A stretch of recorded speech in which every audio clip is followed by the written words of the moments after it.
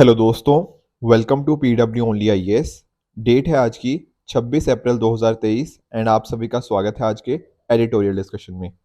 देखिए, आज हम टोटल 3 मुद्दे डिस्कस करेंगे। पहला टॉपिक होगा हमारा Sanskrit as the official language. ठीक है, बहुत ही एक इंटरेस्टिंग आर्टिकल है, इसको हम समझेंगे।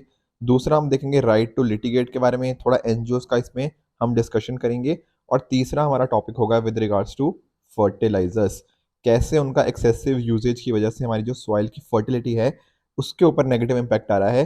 ये तीनों आर्टिकल आज हम डिस्कस करने जा रहे हैं। तो हमारा पहला आर्टिकल है Sanskrit as official language Ambedkar amendment, और इसको लिखा है डॉक्टर जयराम रमेश जी के द्वारा।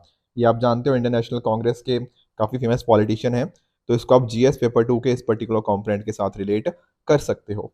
देखो, अभी रिसेंटली क्या हुआ है ना कि जो जस्टिस स्वामीनाथन जी हैं मद्रास हाई कोर्ट के, उन्होंने बोला है कि जो डॉक्टर बी आर अम्बेडकर जी थे वो चाहते थे कि संस्कृत जो हो वो ऑफिशियल लैंग्वेज हो इंडियन यूनियन की।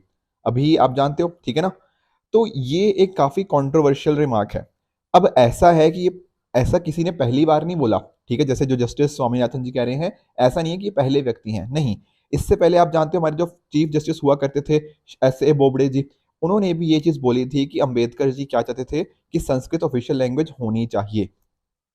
अगर आप जाओगे हिस्ट्री के अंदर तो आप नोटिस करोगे कि सितंबर 10 1949 उस टाइम पर अंबेडकर जी के द्वारा एक अमेंडमेंट सबमिट किया गया था कॉन्स्टिट्यूशन असेंबली के अंतर्गत, जहां पर प्रपोज किया था कि संस्कृत ऑफिशियल लैंग्वेज होनी चाहिए यूनियन की।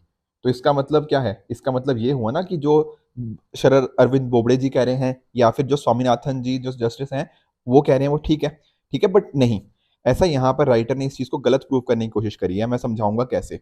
देखो, इस पर्टिकुलर अमेंडमेंट के अंतर्गत जो अमेंडमेंट की बात हो रही है, यहाँ और भी लोग थे, जैसे कृष्णचारी जी थे, ठीक है ना, सुब्रमण्यन जी थे, दुर्गाबाई जी थी। ये सभी ने भी साथ ही साथ इन्होंने साइन यहाँ पे किए थे कि संस्कृत क्या होनी चाहिए, ऑफिशियल लैंग्वेज होनी चाहिए हमारे यूनियन की। ये जो सारे सिग्नेटरीज थे ना, ये नॉन हिंदी स्पीकिंग प्रोविंसेस से आते थे। उसके अलावा इसके अगले दिन यानी कि सितंबर 10 1949 की तो अमेंडमेंट की बात हुई।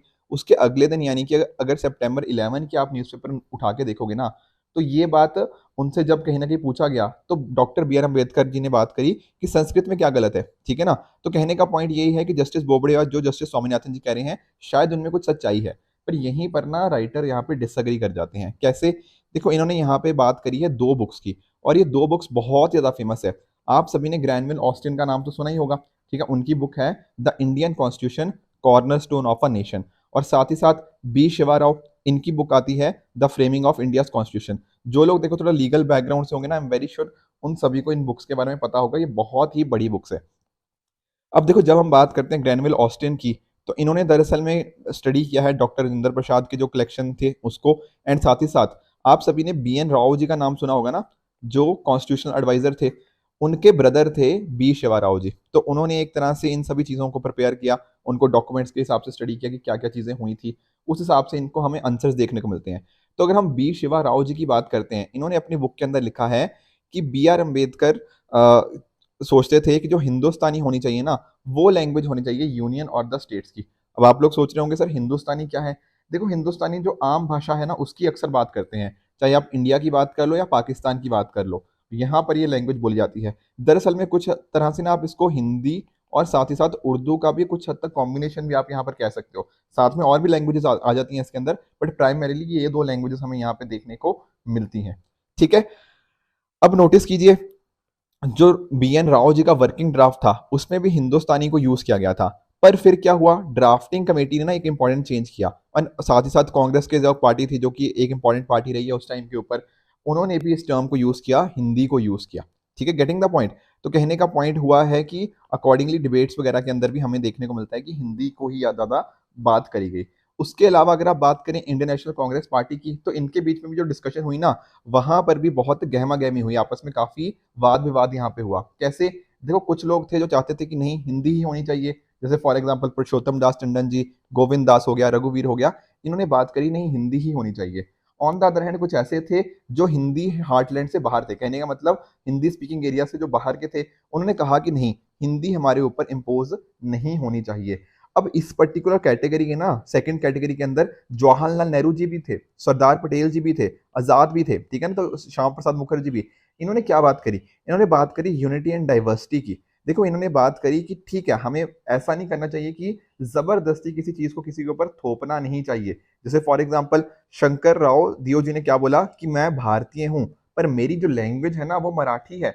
अगर हिंदी को ऑफिशियल लैंग्वेज बनाया जाता है तो मैं उसके अगेंस्ट हूँ कि एक एक वन कंट्री वन लैंग्वेज, ये चीज नहीं होनी चाहिए। यहाँ पर इन्होंने ऐसी बात करी। तो अगर इनसे कहीं ना कहीं अब नोटिस होता है कि हाँ, आपस में दोनों के बीच में काफी वाद विवाद था। एक साइड बोल रहे हैं कि नहीं हिंदी होनी चाहिए, एक साइड कह रहे हैं कि हिंदी नहीं होनी चाहिए, इसको इम्पोज नहीं करना चाहिए। तो इसका रिजल्ट क्या निकला? इसका रिजल्ट आया मुंशी अयंगर फॉर्मूला के द्वारा। मुंशी के एम मुंशी जी और एन गोपाला स्वामी अयंगर, इन्होंने एक कंसेंसस लेके आए। कंसेंसस क्या था? इन्होंने बात करी कि हम ना एक तरह से इसको बाहर करने की कोशिश करते हैं। कैसे?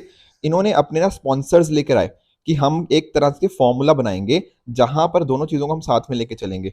और एक्चुअल में आप नोटिस करो कि doctor B R Ambedkar ji ने भी इसको स्पॉन्सर किया।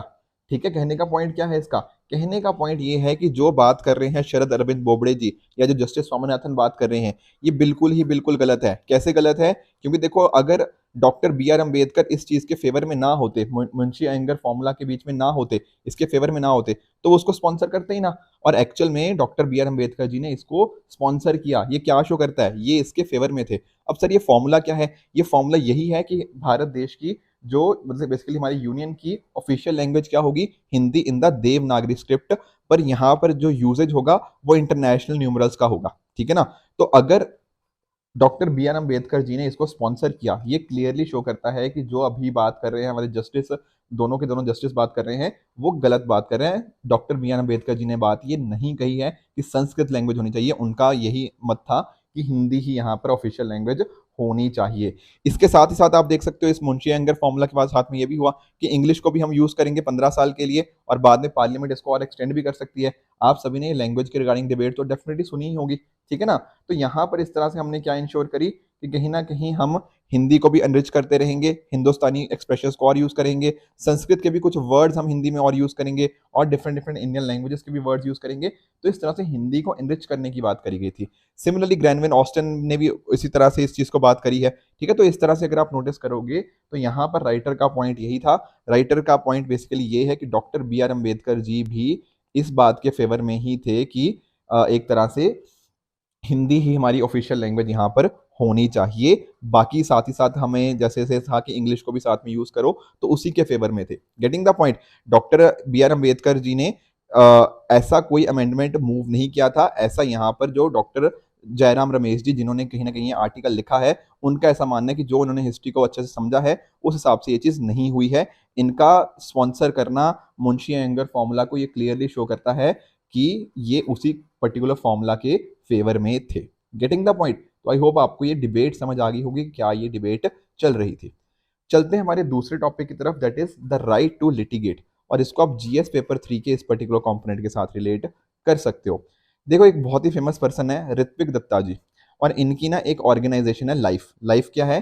Legal initiative for forest and environment. अब ये काम क्या करती है सर? इनकी जो एनजीओ है, देखो ये काम करती है इन्वायरमेंट को प्रोटेक्ट करने के लिए। ठीक है ना? जैसे फॉर एग्जांपल मान लो कहीं पर कोई कोयले का कोई पावर प्लांट है, वो काफी ज्यादा इन्वायरमेंट को पोल्यूट कर रहा है, तो ये उसके अगेंस्ट प्रोटेस्ट करेंगे, उसको कहीं ना कहीं बंद करवाने की कोशिश करेंगे, या फिर इस तरह की चीजें। बेसिकली कहने का मतलब कि ये एक इन्वायरमेंटल लॉयर है। ठीक है ना? तो इन्वायरमेंट को प्रोटेक्ट करने के लिए अपने अपने काम करते हैं। पर देखो, ये जो एनजीओ होते हैं ना, यहाँ पर इनका काम जो होता है बहुत ही अक्सर क्वेश्चन मार्क में रहता है। मैं समझाता हूँ। देखो, एक साइड तो आप नोटिस करो कि एनजीओ हमारे यहाँ पे कंट्री के अंदर बहुत अच्छी अच्छी एनजीओ हैं। जैसे आपने अक्षय पात्रा फाउंडेशन का नाम सुना होगा, तो स्टूडेंट्स को, बच्चों को फीड करने के अंदर इनका बहुत अच्छा काम रहा है। ठीक है ना? स्माइल फाउंडेशन के बारे में आप जानते होंगे। आपने हेल्प एज इंडिया का नाम सुना होगा। ये सभी ने बहुत अच्छा काम किया। या इवन आप ऑक्सफैम की बात कर लीजिए, ये कहीं ना कहीं इनइक्वालिटी के रिगार्डिंग हमें बताती है। आप एसर पढ़ते हैं ना, एसर रिपोर्ट जो प्रथम एनजीओ के द्वारा निकालते हैं, तो ये भी सभी बहुत अच्छा काम करते हैं। तो इस तरह से बहुत सारी एनजीओ बहुत अच्छा काम करती हैं। But on the other hand काफी सारी एनजीओज थोड़ा नेगेटिव लाइट में भी हैं। सर नेगेटिव लाइट में कैसे? मैं समझाता हूँ। देखो, एक इंटेलिजेंस ब्यूरो की एक रिपोर्ट है, उसके हिसाब से ऐसा देखा गया है ना कि जैसे फॉर एग्जांपल आप ग्रीन पीस की बात कर लीजिए, आप एमनेस्टी की बात कर लीजिए, इस तरह की जो एनजीओ है ना, इन्होंने इंडिया की जीडीपी को 2 से 3% तक कम कर दिया है। देखो एक्चुअल में ना, आप नोटिस करो, कहीं पर भी अगर हमें डेवलपमेंट करनी है तो कुछ ना कुछ तो हमें यूज करना पड़ेगा ना। मान लो कि किसी जगह पे हमारे मान लो कहीं न्यूक्लियर पावर प्लांट लगाना है, तो इंडिया को जरूरत है भैया इस चीज की। अब अगर हर जगह पे एनजीओ आके कहीं ना कहीं प्रोटेस्ट करने लग जाएंगी, तो डेवलपमेंट तो उससे रुक जाएगी ना। एक्चुअल में काफी सारी ऑर्गेनाइजेशन एनजीओ यही काम कर रही हैं। ऊपर से इनमें देखो क्या होता है, बाहर से पैसा इन्वॉल्व होता है, फॉरेन फंडिंग इन्वॉल्व होती है। और फॉरेन फंडिंग को यूज किया जाता है किस लिए, कहीं ना कहीं इंडिया में डेवलपमेंट को हैम्पर करने के लिए, इंडिया में एक तरह से नेगेटिव इमेज इंडिया की पोर्ट्रे करने के लिए। तो इस वजह से होता क्या है ना, इंडिया की डेवलपमेंट वहां तक नहीं पहुंच पाती। ऊपर से एनजीओ के अंदर कोई ट्रांसपेरेंसी नहीं होती, अकाउंटेबिलिटी नहीं होती, ये अपने जो टैक्स है उनको ढंग से फाइल नहीं करती हैं। ठीक है, तो ये सारे इश्यूज देखने को मिलते हैं। ऊपर से लेफ्ट विंग एक्सट्रीमिज्म वाले एरियाज के अंदर ऐसा देखा गया है कि काफी सारी एनजीओज उस उन चीजों को भी प्रमोट कर रही हैं कि टेररिज्म को कहीं जगह फंड कर रही हैं, लेफ्ट विंग एक्सट्रीमिज्म को फंड कर रही हैं। तो इस वजह से एनजीओज ना अक्सर क्वेश्चन मार्क में रहती हैं। पॉजिटिव काम है, नो डाउट अबाउट इट, पर कुछ एनजीओज यहाँ पे नेगेटिव काम भी कर देती हैं। अब यहाँ पर ना अभी जो इनकी ऋत्विक दत्ता जी की जो इनका लाइफ है, इसके ऊपर भी एफसीआरए के प्रोविजंस को वायलेट करने का यहाँ पे एक तरह से सीबीआई ने इस चीज को इसके रिगार्डिंग केस रजिस्टर किया है। अब आप लोग सोच रहे होंगे सर अच्छा चलो समझ गए कि इनका अगेंस्ट क्या होगा। तो एलिगेशन बेसिकली यही है कि फॉरेन फंड को इन्होंने यूज किया गया जो कोल फायर्ड प्लांट्स थे उनके अगेंस्ट, उनको रोकने के लिए। ठीक है ना। तो अगर आप नोटिस कीजिएगा यहाँ पे, तो यहाँ पे राइटर बोल रहे हैं कि देखो, अगर कोई एनजीओ जानबूझ के कुछ गलत काम कर रही है तो डेफिनेटली उनको हमें रोकना पड़ेगा, उनके अगेंस्ट हमें प्रॉपर चार्जेस लगा के उनके ऊपर कार्रवाई करनी चाहिए। पर कहीं ना कहीं ऐसा नहीं होना चाहिए कि हर एनजीओ के ऊपर हम कार्रवाई करने लग जाएं, वो एक चीज काफी गलत हो जाएगी। जैसे इस केस में राइटर का ऐसा मानना है कि हमें ना देखो, अगर ये जो लॉयर है, एनवायरमेंटलिस्ट लॉयर है, हो सकता है ये अच्छा काम कर रहे हो। जैसे फॉर एग्जाम्पल आप खुद नोटिस करो, हमने भी तो United nation framework convention on climate change UNFCCC है, वहां पर अपनी कितनी कमिटमेंट्स दे रखी हैं। क्या कमिटमेंट्स हैं कि 2070 तक हम नेट जीरो बन जाएंगे। ठीक है, हमारी फॉसिल फ्यूल के ऊपर डिपेंडेंस कहीं ना कहीं कम हो जाएगी। तो ये जो अगर इस तरह से कोई स्टैंड ले रहा है तो दैट विल हेल्प। ठीक है ना, हम एनवायरमेंट को प्रोटेक्ट कर सकते हैं बिल्कुल। साथ में ही आप देखो जो आईपीसीसी की रिपोर्ट्स हैं, मैंने आपके साथ भी पिछले लेक्चर्स के अंदर आईपीसीसी की मल्टीपल रिपोर्ट्स डिस्कस करी हैं, inter government panel on climate change की। वहां पर भी हम डिस्कस करते हैं कि कैसे अगर हमें कहीं ना कहीं ग्लोबल टेम्परेचर को 1.5 degree Celsius from pre industrial time से बढ़ने से रोकना है, तो वहां पर भी हमें एफर्ट्स लगाने ही होंगे। ठीक है ना, 2030 तक 45% हमें कहीं ना कहीं कार्बन डाइऑक्साइड के एमिशंस को कम करना है। साथ में एक प्रिंसिपल आता है यहाँ पर किसका, सीबीडीआर का, कॉमन बट डिफरेंशिएटेड रिस्पॉन्सिबिलिटी। इसका मीनिंग क्या है, देखो सबकी रिस्पॉन्सिबिलिटी बनती है एनवायरनमेंट को प्रोटेक्ट करना, पर जो डेवलप्ड कंट्रीज हैं उनकी थोड़ी ज्यादा जिम्मेदारी बनती है, क्योंकि इन्होंने इंडस्ट्रियल टाइम्स के अंदर क्या किया है, अपना जो पोल्यूशन था बहुत ज्यादा कर दिया है। तो इस रिस्पॉन्सिबिलिटी डेवलपिंग कंट्रीज की भी है, डेवलप्ड की भी है, पर सबकी कितनी कितनी डिफरेंशिएटेड है, उनका कहीं ना कहीं ज्यादा उनको यहाँ पे करना पड़ेगा। अब इंडिया देखो नो डाउट डेवलपिंग कंट्री है, इंडिया की भी जिम्मेदारी है, पर इंडिया की शायद उतनी जिम्मेदारी नहीं है। अब इस वजह से कहीं ना कहीं इंडिया थोड़े टाइम तक कोल प्लांट्स के ऊपर रिलाई कर सकता है, पर ऐसा नहीं होना चाहिए कि हमारी कोल के ऊपर डिपेंडेंस बहुत ज्यादा बढ़ जाए एंड हम इन्वायरमेंट को पीछे छोड़ दें, that would be a wrong thing. अब दरअसल में है क्या ना, आप नोटिस करो, चाहे आप सोलर, विंड, न्यूक्लियर, इन तरह के जो रिन्यूएबल सोर्सेज की बात कीजिएगा, तो इनकी जो कॉस्ट है वो काफी ज्यादा हाई है as compare to fossil fuel power. जो वेस्ट की हम बात करें, जो कहीं ना कहीं डेवलप्ड कंट्रीज हैं, उन्होंने देखो क्या किया है ना, जो टेक्नोलॉजी ट्रांसफर की बात कर लो, फाइनेंस प्रोवाइड करने की बात करी गई थी, वो सारी चीजें कहीं ना कहीं नहीं कर रहे। तो इंडिया के लिए कोल एक नेसेसरी इवल है। इंडिया को अभी थोड़े टाइम के लिए तो डेफिनेटली कोल के ऊपर डिपेंडेंस रखनी ही पड़ेगी। ठीक है, इंडिया के केस में आप नोटिस करोगे तो nearly 28 gigawatt coal power capacity हमारी प्लान है, और 32 गीगावाट के प्लांट अंडर कंस्ट्रक्शन है। काफी सारे इनमें से जो कमीशनिंग है इनकी वो डिले हो गई है। क्यों डिले हो गई है, क्योंकि या तो एनवायरनमेंट का क्लियरेंस नहीं आया, या फिर लैंड एक्वायर नहीं हो पाई, या फिर इस तरह के कुछ ना कुछ प्रॉब्लम्स देखने को मिल जाती हैं। साथ में ही आप नोटिस करो जो एनजीटी के कई बार रूलिंग्स होती हैं, ठीक है, या फिर नॉर्म्स को हम एक तरह से एडहेयर नहीं कर पाते, उसकी वजह से भी कहीं ना कहीं हमें यहाँ पे इश्यूज देखने को मिल जाते हैं। तो यहाँ पर देखो जरूरत क्या है, यहाँ पर जरूरत है कहीं ना कहीं हम एक तरह का बैलेंस बना के चलें। आप खुद देखो ना, अगर मान लो हमें कोल पावर प्लांट इंडिया के लिए जरूरत है, जरूरत क्यों है, क्योंकि अभी हम उतना रिन्यूएबल एनर्जी में अच्छे नहीं हुए, अभी टाइम लगेगा ना, इंडिया डेवलपिंग कंट्रीज है। तो इस वजह से अगर कोल पावर प्लांट को अगर हमने लगाना हो तो बाहर से फंडिंग भी नहीं मिलती। फंडिंग क्यों नहीं मिलती, क्योंकि ये कहीं ना कहीं रिन्यूएबल नहीं है, ठीक है, कहीं ना कहीं एनवायरनमेंट के लिए अच्छा नहीं है। तो इस वजह से अगर हम एक तरह से बैलेंस बना के चलें, जो एनजीओ इस तरह का काम कर रही हैं, अगर अच्छा काम करिए तो डेफिनेटली उनको भी हम सपोर्ट करें। But at the same time अगर कोई जानबूझकर कोई फॉरेन फंडिंग के पैसे से हमारी डेवलपमेंट को हैम्पर कर रही है तो उनको भी रोकना चाहिए। Plus at the same time India को आज के टाइम पर जो कोल की डिपेंडेंस है उसको भी, वो भी ज़रूरत है, बट एट द टाइम साथ ही साथ हमें कहीं ना कहीं रिन्यूएबल एनर्जी के सोर्सेज की तरफ मूव करते रहना चाहिए। यही इंडिया की डेमोक्रेसी के लिए सबसे बढ़िया है कि एक तो सबको अपनी आवाज़ उठाने का मौका मिले, जो कि लेजिटिमेट आवाज़ है, डेफिनेटली वो अपनी आवाज़ उठाएं। ये इंडिया की डेमोक्रेसी के लिए अच्छा है और इंडिया की इकोनॉमी के लिए अच्छा यही है कि अभी जो हमारा कोल के ऊपर डिपेंडेंस है उसको हम ग्रेजुअली धीरे धीरे फेज आउट करते हुए, कम करते हुए अकॉर्डिंगली हम रिन्यूएबल सोर्सेज के तरफ बढ़ते रहें, राइट। तो ये हो गया हमारा दूसरा आर्टिकल। चलते हैं हमारे तीसरे आर्टिकल की तरफ, that is why urea rules India farms, और इसको आप जीएस पेपर 3 के इस पर्टिकुलर कंपोनेंट के साथ रिलेट कर सकते हो। देखो मैं छोटा सा आपको बताता हूं, जैसे ना हमारी जो सॉइल होती है उनमें ना नाइट्रोजन, फास्फोरस, पोटेशियम, ठीक है, ये रेशो बहुत इंपॉर्टेंट होती है। और दरअसल में ऐसा बोला गया है कि इनकी आइडियल रेशो होनी चाहिए क्या, 4:2:1, यानी कि एनपीके रेशो इतनी होनी चाहिए।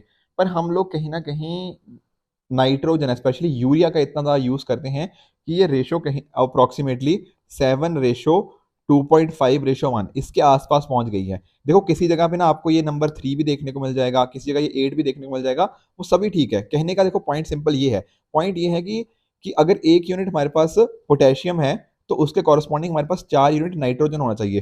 पर हमने नाइट्रोजन को इतना ज़्यादा डाल दिया, बेसिकली यूरिया को इतना ज़्यादा डाल दिया कि रेशो नाइट्रोजन की बहुत ज़्यादा हो चुकी है। Getting the point. तो इस तरह से ये जो इम्बैलेंस है ना सॉइल के अंदर, वो हमें देखने को मिल जाता है। अब देखो हमारी गवर्नमेंट ने ना बहुत सारे एफर्ट्स लिए हैं कहीं ना कहीं इस चीज़ को मेंटेन करने के लिए। जैसे फॉर एग्जांपल 2015 में सेंटर क्या लेके आया, नीम कोटेड यूरिया लेके आया, तो मैंडेटरी कर दिया गया। साथ में आप नोटिस कीजिए हम नैनो यूरिया भी लेके आए, जो कि इफ्को के द्वारा था, इंडियन फार्मर फर्टिलाइजर कोऑपरेटिव्स के द्वारा 2021 में। इससे कोशिश क्या करी गई, एक तरह से हमने कोशिश करी कि जो यूरिया का कहीं ना कहीं कंजम्पशन है उसमें कमी आए। साथ में ही जो 50 किलो वाले बैग्स थे उनको हमने रिप्लेस कर दिया 45 किलो वाले बैग से, ताकि एक तरह से कंजम्पशन कम होगी। पर अगर आप नोटिस करोगे इनमें से कोई भी एफर्ट बहुत ज़्यादा हमें रिजल्ट नहीं देके गया। चाहे आप देख लो, जैसे हमने लगता था ना कि हमें अगर यूरिया की हमने नीम कोटिंग कर दी तो किसी और जगह नॉन एग्रीकल्चर पर्पज के लिए इसको यूज़ नहीं किया जाएगा। पर इसको भी हम देख नहीं पाए ढंग से। छोटे बैग्स के थ्रू 50 किलो की जगह 45 किलो वाले बैग आए, उन्होंने भी अपना रिजल्ट नहीं दिखाया। नाइट्रोजन यूज एफिशिएंसी बढ़ाने की कोशिश थी, इसके अंदर भी हम कहीं ना कहीं नहीं सक्सेसफुल हो पाए। तो हर पर्टिकुलर चीज के अंदर हमारा जो आउटपुट था जो हम चाहते थे वो नहीं आ पाया है। और ये राइटर ने डेटा के थ्रू प्रूव किया है। वो कैसे, देखो 2022-23 की अगर आप बात करोगे ना तो यूरिया के सेल 35 मिलियन टन से भी ज्यादा थे। अगर आप थोड़ा पीछे चलोगे, ठीक है ना, तो आप नोटिस करोगे कि बस जब हमने नीम कोटिंग लेके आए ना यूरिया की 2015 में, तो 2 साल तो यूरिया का जो कंजम्पशन था उसमें कमी देखने को मिली। पर वापस से वो बढ़ने लग गया 2018-19 से, वापस बढ़ने लग गया। और इस बार तो हम रिकॉर्ड हाई यूरिया हमने इस बार यूज किया है, ठीक है ना। आप नोटिस कर सकते हो जो 2022-23 में हमने यूरिया यूज किया वो 2015-16 के मुकाबले में 5 मिलियन टन ज्यादा था। ये क्लियरली शो करता है कि यूरिया का कंजम्पशन कम नहीं हुआ है, बल्कि बहुत ही ज्यादा तेजी से बढ़ता ही जा रहा है। अब देखो जो हमारे पास एक ना स्कीम है, न्यूट्रिएंट बेस्ड सब्सिडी स्कीम। आपको ध्यान क्या रखना है, पहली बात कि जो यूरिया है ना वो न्यूट्रिएंट बेस्ड सब्सिडी स्कीम के अंतर्गत नहीं आता। बाकी इसके अलावा जो कहीं ना कहीं जैसे डैप हो गया, डाई अमोनियम फॉस्फेट हो गया, म्यूरेट ऑफ पोटैश हो गया, ये सभी एनबीएस के अंदर आते हैं। अब होता क्या है न्यूट्रिएंट बेस्ड सब्सिडी के अंदर, आपके जैसे न्यूट्रिएंट्स है, मान लो नाइट्रोजन, फॉस्फोरस, पोटैश, सल्फर, इनका देखा जाता है कि एक पर्टिकुलर फर्टिलाइजर के अंदर इसकी कितनी मात्रा है, कितने किलो मात्रा है, इसकी कितनी मात्रा है, इसकी कितनी किलो है, ये कितना किलो आपने यूज किया है, और पर केजी इनकी यहाँ पे सब्सिडी फिक्स है। अगर मान लो आपने 1 किलो नाइट्रोजन यूज किया, हो सकता है इसकी 50 रुपए सब्सिडी हो तो आपको 50 रुपए सब्सिडी मिल जाएगी। अगर 2 किलो नाइट्रोजन है तो आपको 100 रुपए सब्सिडी मिल जाएगी। इस तरह से न्यूट्रिएंट बेस्ड सब्सिडी स्कीम इस तरह से वर्क करती है। अब यहाँ पर अगर आप नोटिस करोगे, हमने ऐसा सोचा था कि शायद इससे क्या होगा, कंजम्पशन कम हो जाएगा और कहीं ना लोग बैलेंस फर्टिलाइजेशन की तरफ मूव करेंगे कि अच्छा हमें सब्सिडी ज़्यादा देखनी है तो हम क्या करें, नाइट्रोजन, फॉस्फोरस, पोटेशियम, सल्फर सबका प्रॉपर मात्रा में इन सभी को यूज़ करेंगे, तभी कहीं ना कहीं सब्सिडी ज़्यादा मिल पाएगी। पर दरअसल में ये स्कीम भी हमारी फेल हो गई है, क्योंकि जो नंबर्स दिखा रहे हैं यूरिया के इतने ज़्यादा यूटिलाइजेशन के, यूरिया जो प्राइमरीली नाइट्रोजन जिसमें होता है, तो वो क्लियरली क्या शो कर रहा है, वो क्लियरली ये शो कर रहा है कि न्यूट्रिएंट बेस्ड सब्सिडी स्कीम हमारी फेल होती हुई हमें देखने को मिल जाती है।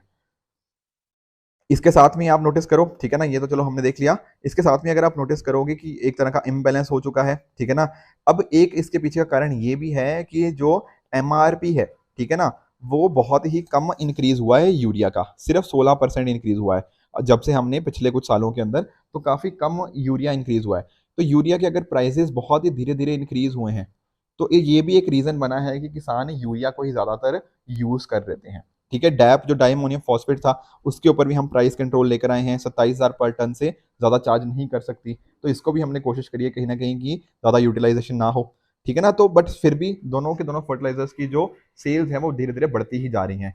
अब ऐसा अगर हम फर्टिलाइजर को ज्यादा यूज करते हैं उससे क्या क्या नुकसान होता है। देखो, फर्टिलाइजर जरूरी है हमारी जो फसलों के लिए, पर अगर आप नोटिस करोगे कि अगर हमने बहुत ज्यादा यूज कर लिया इनको तो क्रॉप यील्ड हमारी नेगेटिवली इंपैक्ट हो सकती है। जैसे फॉर एग्जांपल आप नोटिस करो, जब ग्रीन रेवोल्यूशन के टाइम पर हम ना लेके आए फर्टिलाइजर्स को, तब तो इन्होंने कहीं ना कहीं जो हमारी यील्ड थी उसको इंप्रूव किया, पर अब वो आधे से भी कम हो गई है। जैसे फॉर एग्जांपल आप नोटिस कीजिए, जब हम बात करते हैं 1960s की, तो 1 किलो अगर एनपीके नाइट्रो न्यूट्रिएंट्स हम यूज करते थे उससे 12 किलो सीरियल ग्रेन्स कहीं ना कहीं यील्ड होते थे।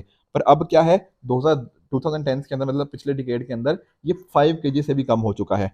तो एक तरह से आप नोटिस कीजिए कि क्रॉप यील्ड कम होगी। साथ में आप नोटिस करो नाइट्रोजन यूज एफिशिएंसी ये भी कम हो चुकी है। अब आप लोग सोच रहे होंगे सर ये नाइट्रोजन यूज एफिशिएंसी क्या होती है। देखो, आपने नाइट्रोजन डाल दिया पर कितना एक्चुअल में क्रॉप्स को जरा यूटिलाइज किया ताकि आप उससे यील्ड निकाल पाओ, इसको बोलते हैं नाइट्रोजन यूज एफिशिएंसी। कहने का मतलब क्या कि एक तरह से आप इनपुट कितना डाल रहे हो और उससे आउटपुट कितना आ रहा है। अगर मान लो आपका इनपुट बहुत ज्यादा है और आउटपुट कम है तो आपकी एफिशिएंसी कम हुई ना। तो यही चीज हमारे यहाँ पे नाइट्रोजन यूज एफिशिएंसी के अंदर देखने को मिल जाती है कि हम यूरिया डालते बहुत है पर एक्चुअल में जो कहीं ना कहीं क्रॉप्स को जरा यूटिलाइज किया जाता है वो काफी कम होता है, इसलिए नाइट्रोजन यूज एफिशिएंसी काफी हमारी कम हो चुकी है। 62-63 में ये 48% थी, आज के टाइम पर ये 35% के आसपास आ गई है, जो कि ग्लोबल एवरेज 45% के और नॉर्थ अमेरिका की 53% के काफी कम हमें देखने को यहाँ पे देखने को मिल जाती है। तो सर इसके सोल्यूशंस क्या हो सकते हैं। देखो, सोल्यूशन तो कहीं ना कहीं यही है कि हमें जो नाइट्रोजन की कंजम्पशन है उसको कम करना होगा। ठीक है ना, हमें proper crop and soil specific combinations को लेके आने की जरूरत है। साथ में ही हमें जो यूरिएस हो गया और नाइट्रिफिकेशन इनहिबिटर्स इनको कंपलसरी करना होगा। इसका मीनिंग क्या है, देखो यूरिएस समझना, यूरिएस एक तरह का सॉइल एंजाइम होता है जो कि यूरिया को अमोनियम के अंदर और अमोनिया के अंदर उसको ब्रेक डाउन करता है। उसी तरह से नाइट्रीफाइंग बैक्टीरिया हो गया जो कि अमोनियम को कन्वर्ट करते हैं किसके अंदर, नाइट्रेट के अंदर। तो अगर हम इनको प्रॉपरली इसकी कहीं एक्टिविटी को इनहिबिट करेंगे उस तरह से क्या होगा, नाइट्रोजन ज्यादा अवेलेबल हो पाएगी। तो ये एक तरीका यहाँ पे राइटर सुझा रहे हैं। साथ में एक और इंपॉर्टेंट चीज हो सकती है कि हम देखो प्राइजेस को थोड़ा बढ़ा सकते हैं। यूरिया को ज्यादा कंज्यूम इसीलिए किया जाता है क्योंकि उसके प्राइजेस ना काफी गवर्नमेंट के द्वारा हाईली कंट्रोल्ड है, हाईली रेगुलेटेड है। अगर थोड़े से शायद प्राइजेस बढ़ाएं तो एक चीज वो हो सकती है, पर ये थोड़ा सा ना देखो पॉलिटिकली मुश्किल है। ठीक है ना, आप नोटिस कर सकते हो कि अगर प्राइजेस बढ़ाए जाएंगे एक फर्टिलाइजर के तो काफी मुश्किल हो जाएगी, फार्मर्स काफी प्रोटेस्ट कर सकते हैं। दूसरी चीज हो सकती है हम एक तरह से नाइट्रोजन यूज एफिशिएंसी को एक तरह से इंप्रूव करें। जैसे फॉर एग्जांपल आप नोटिस करोगे, ठीक है ना, जैसे कहीं ना कहीं जैसे नैनो यूरिया लिक्विड हो गया, हमने इसकी कोशिश करी है पर अच्छे से अगर हम इसको पेनिट्रेट करें, ठीक है ना, डेफिनेटली अगर लोगों तक इसको पहुंचा पाए तो ये चीज बेनिफिशियल हो सकती है। ठीक है, इसके साथ में यहाँ पे राइटर ने एक बात करी है कि अगर हम जो स्प्रे करने की कॉस्ट है इसको अगर हम कहीं ना कहीं सब्सिडाइज करें तो नैनो यूरिया यहाँ पर पॉपुलराइज हो सकता है। देखा था ना हमने कि अगर 500 ml कोई नैनो यूरिया की बॉटल है, ठीक है, वो नियरली जो 45 किलो का बैग होता है यूरिया का उसको भी रिप्लेस कर सकती है। Getting the point.